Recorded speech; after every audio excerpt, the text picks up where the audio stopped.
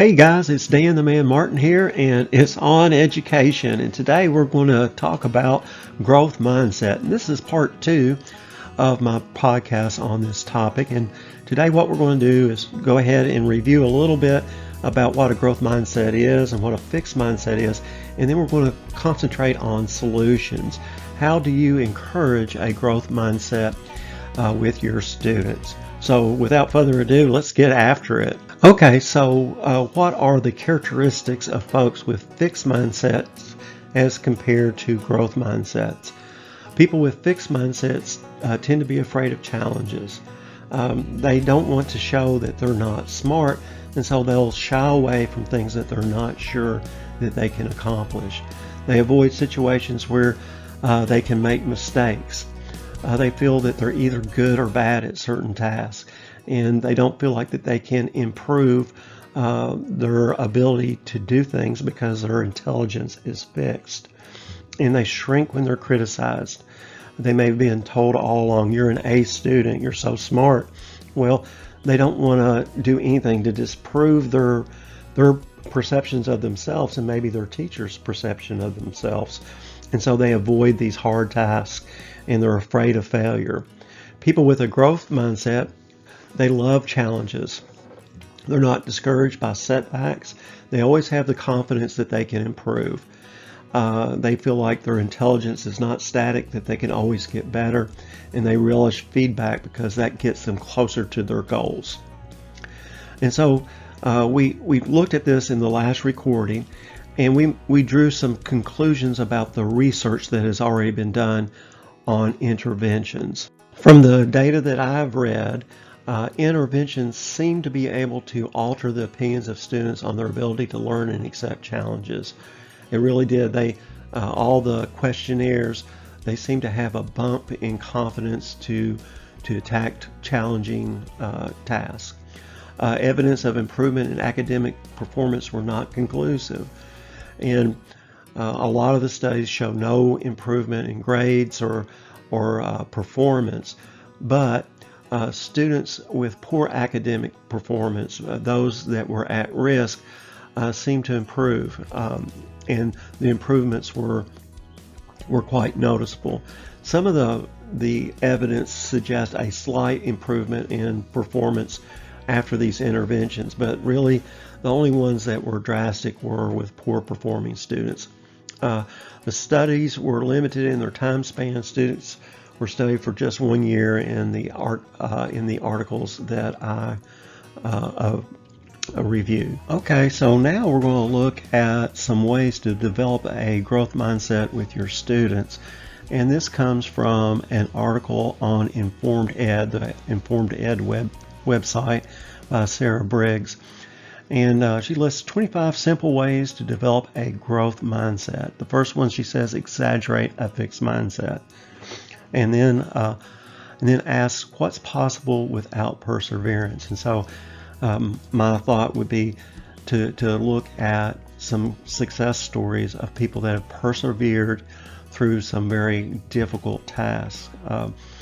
One of the ones that I can think of offhand is from the movie Hidden Figures, where the math to get to the moon was developed by a group of African American ladies that just hung in there like grim death, and they worked so very, very hard after setback to achieve their goals. Value mistakes. This is one where I think that sometimes that we fall down on with our students, that we don't say, hey, you're not getting it, but hang in there. It's that whole concept and the language it says here of saying, well, not yet. You haven't mastered it yet, but you'll get there. So master it conceptually. Talk about it from a viewpoint of this is a concept that we need to develop, and you need to realize that nothing worth having is worth having without great effort.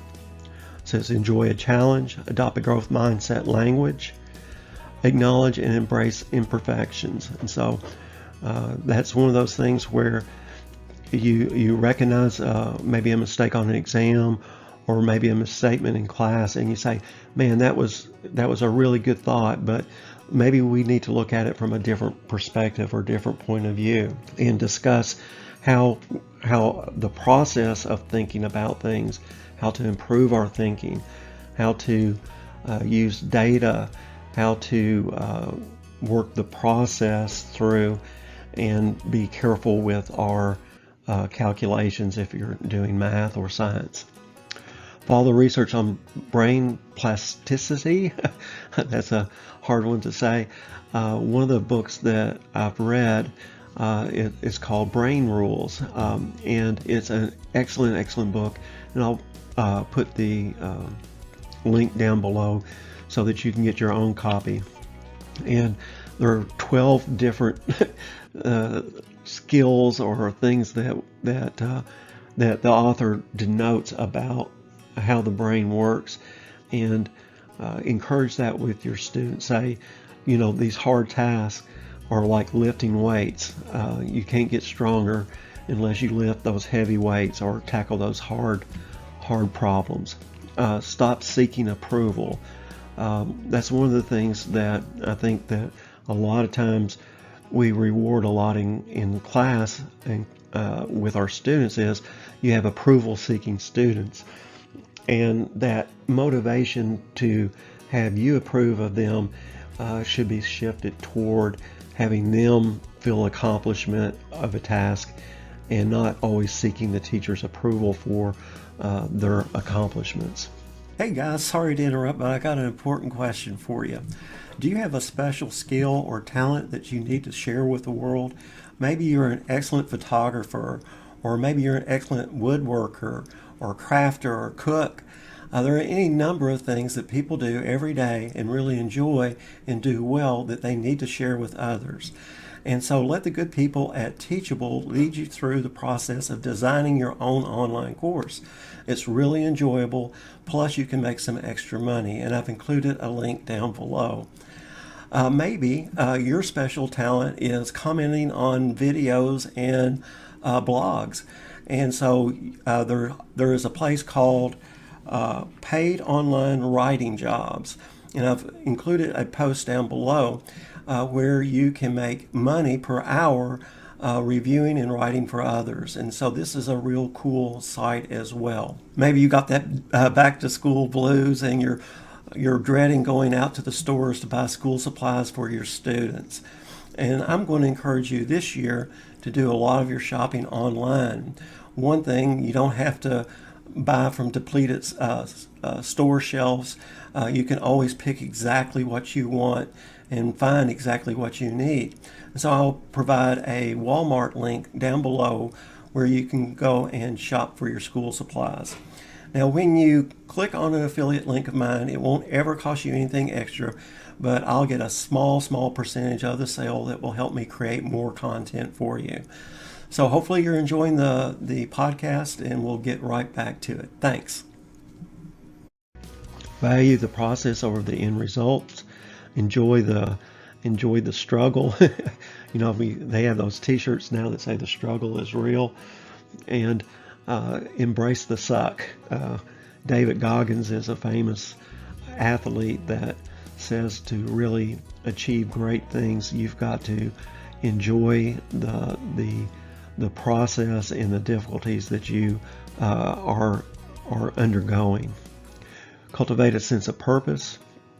That's a great one in life, is that you're learning how to solve problems to help people and to improve people's lives. Celebrate growth with others. Not necessarily the A students need to be recognized, but one that maybe made a D on the last exam and made a high C this exam. So no matter what the growth is no matter where the starting place is for the student, celebrating improvement is super important. Emphasize growth over speed.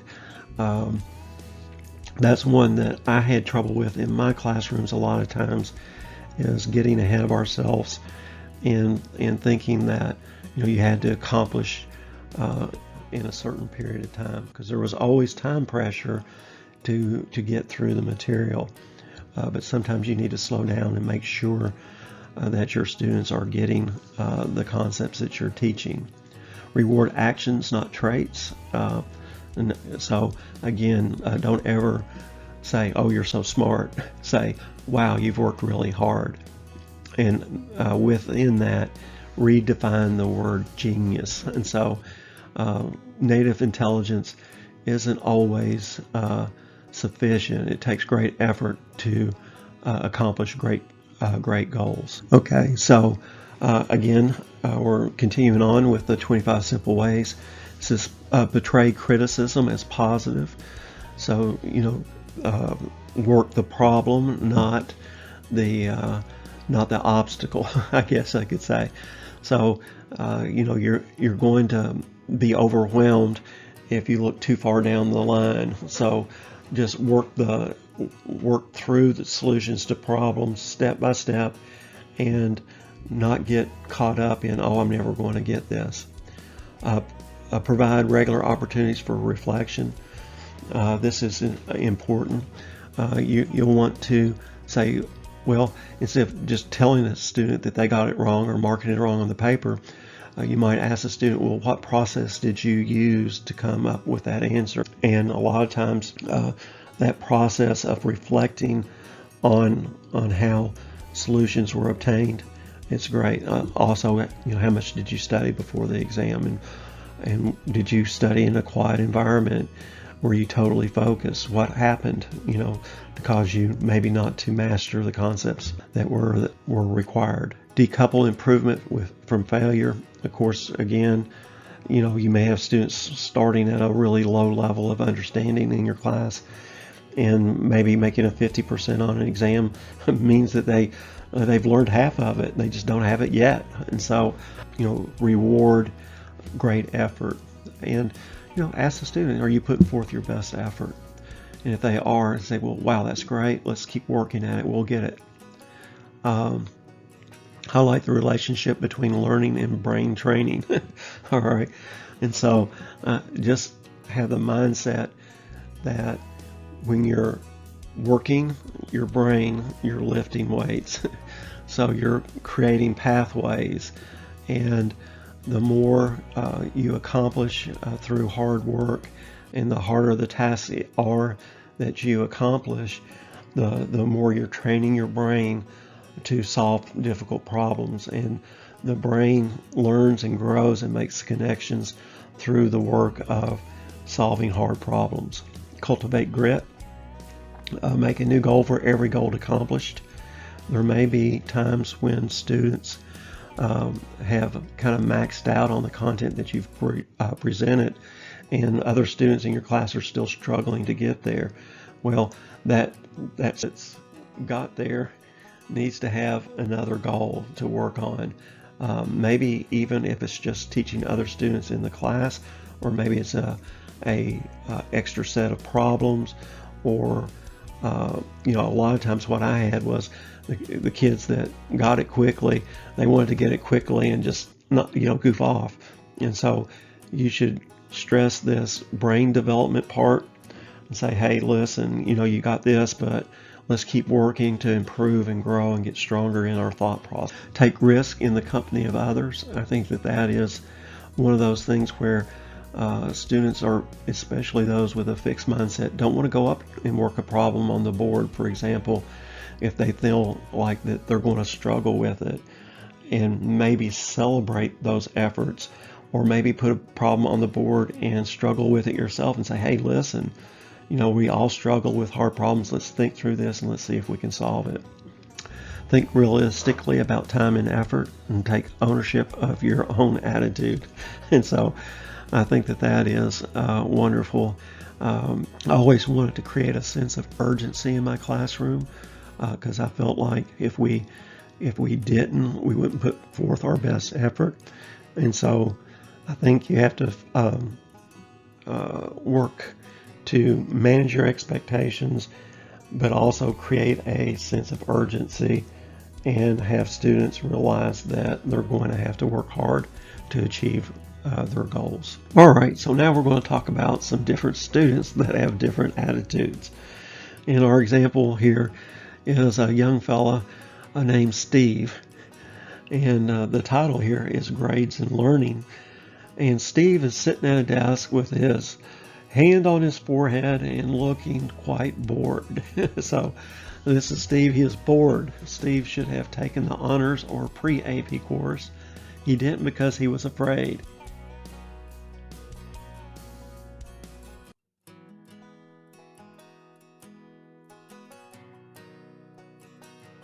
He wouldn't make an A. He was afraid he wouldn't make an A in the class, so he didn't take the pre-AP class. Steve is making an A now, but is really not learning very much new. All right. So I've had a lot of students do that, and not all the time it's their fault. Sometimes it's their parents doing, is that they won't put them in the advanced placement classes because they're afraid of lowering grade point averages. AP course is afraid that she's not smart enough. She is worried about her grade point average and doesn't even like the subject much. She is having a hard time concentrating because she is so worried about her grades. And certainly I've run into students like Topeka who are struggling in an AP class and they're learning a lot, but they just don't really, they're not enjoying it because they're so worried about their grade. Now we have an example of another student, and I'm going to call him Lance. And Lance is a live wire. He barely passed last year's course. This year he's making a 75 because he finally has learned how to study. His teacher loves that Lance is working hard. He feels good about his grade even though most of his friends are doing better. His teacher encourages him, and they are both confident that he can continue to learn the material. And this is Bert. Okay, Bert is a successful businessman, and Bert has some challenges of his own because he is wheelchair bound. Bert is very successful, and his daughter Rita is taking an AP science class and is struggling. Bert knows she is working hard and is learning more than her grade reflects. He tells her to just relax and learn as much as she can. Bert's not worried about her grade point average and is proud of his daughter for her efforts. He realizes to succeed in life, one has to embrace challenges. So I love parents like Bert.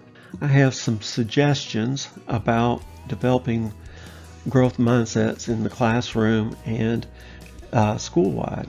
So I think that, how I said earlier, that growth mindset, developing these interventions is not a cure-all for poor performance. But having said that, I think that if we start to develop growth mindsets in elementary school, that will carry over for the rest of the child's academic career. When grades are not given, everyone should not get, it says here, when grades are given, not everyone should get the same grade, and that is okay. So in elementary school, a lot of times students start off in non-graded primary, and so they don't actually get grades until they're in the upper elementary school. I don't know what grade that is, probably 4th grade or 5th grade. But when students start to get grades, the emphasis should still be on learning and not grades. I think overemphasis of grades really hurts kids, and it makes it stressful for them. In the book Brain Rules, they talk about stress really affecting learning. And if you're in a high stress situation, it tends to cloud the educational process. You can't relax enough to learn the material. I've certainly had kids, especially in my AP classes, that are highly driven, that a lot of times they're so focused on a grade that they can't calm their mind enough to concentrate on the concepts involved. And so I think that an early emphasis on grades is very harmful to kids. It says here, I pass and not yet could replace letter grades when appropriate. Maybe even have this fall through to middle school. In high school, give students a choice of taking some classes as pass, not yet. So having a pass, fail type of program might be good for some AP classes. Students could take the class and get a passing grade, and them not be afraid of running their grade point average. One of the things I really hate is that some universities don't take weighted grade point averages. For those of you that may not know, AP classes a lot of times are on a 5-point scale. And so when you get a B, you actually get 4 quality points on the scale of 1 to 4. In A, you would get a 5. And so you can have a grade point average above 4 in a weighted system. And a lot of the colleges don't accept weighted grade point averages, which I think is really kind of detrimental to our cause of challenging kids and having kids take more challenging classes. Have an assignment based on pass, not yet, letter grade scale. Students can accomplish a certain number of essential units, then choices are given from a list of more challenging material. The essential units must be completed with a level of mastery to complete the class, then advanced concepts can be mastered for additional letter grades. And so you could take a class and say, you can take it pass, fail, graded. And so the student would take the class, and the first part of the class they would master the essential concepts that are involved in the class. And then toward the end of the class, as soon as they get that accomplished, then they can work on a graded course in which they could master more advanced concepts and get that 4 or 5 designation for a B or an A. So some kind of flexibility in the grading, allowing students to be challenged without them having to worry about their grade point average would be just, I think, a wonderful system. Suggestions.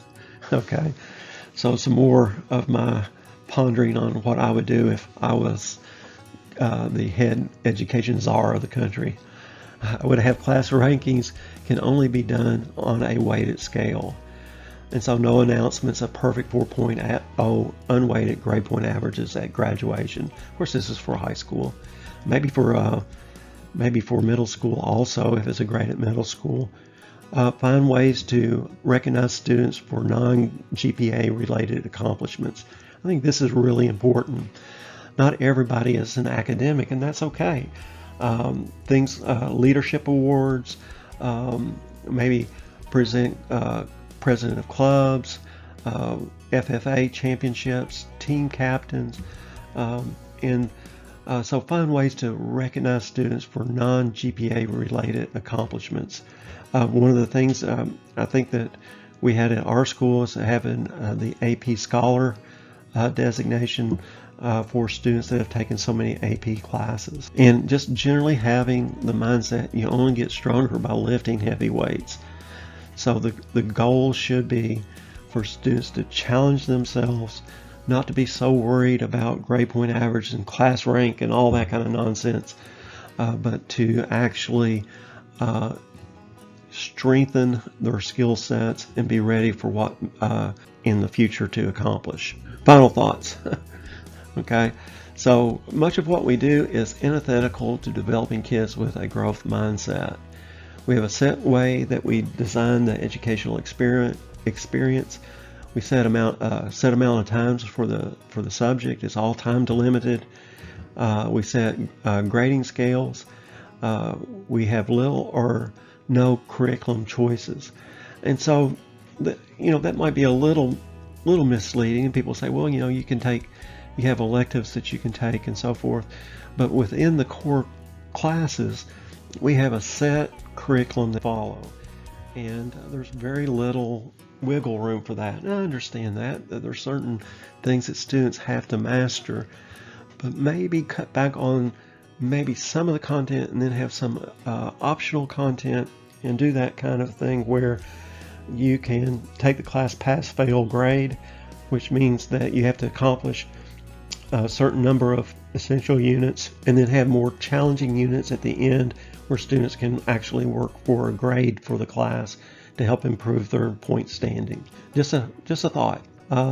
developing a growth mindset is not a one and done solution. So the studies that I saw were just year interventions. And I think really to make this thing work and to help improve the attitudes of students, this needs to be an ongoing process starting at the elementary school. Other factors are involved in students' performance, thus not a fix that leads to greater academic performance. And so you have things like home life. You have challenges involved in relationships when you're in high school. All sorts of social pressures. There's other things than just academic challenges that enter into the learning process. Grades do not reflect progress and often get in the way of learning. I really think that is true. If you think back through your academic career, not every teacher teaches the same way. Not every teacher teaches the same in terms of the rigor that they present to students. And so if a student gets a B in one class, they may have learned a lot more than a student that got an A in another class. There are web pages full and programs full rankings of professors at the collegiate level, and people will try to take professors that are less challenging so that their grades will be better. And so I think we need to get away from that kind of mindset and not emphasize grades quite as much as learning. And so that's my final thoughts. I hope you enjoyed this presentation on growth mindset. We will continue to work on finding ways for you to challenge your students and to have them develop a wonderful attitude towards learning. Peace.